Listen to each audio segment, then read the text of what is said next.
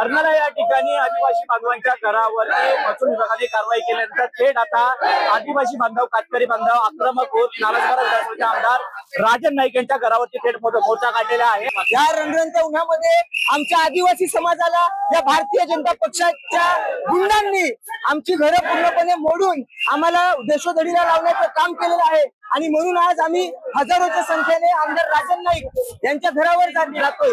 अख्ख्या महाराष्ट्रातल्या गोळ्या जरी आणल्याने आमच्या छातीवर घालल्या तरी आम्ही घाबरणार नाही आणि थांबणार नाही। नक्कीच पाहिलं तर हा होता शेरू वाघ या ठिकाणी त्यांनी आक्रमक भूमिका घेतलेली आहे। अधिक महिला देखील आहेत, काय सांगाल आंदोलन सुरू झालंय? नमस्कार, मी आगरी सेना वस्त्र महिला अध्यक्ष आहे। आम्ही आगरी सेनेने सुद्धा आगरी सेना नेहमीच कार्यरत असते।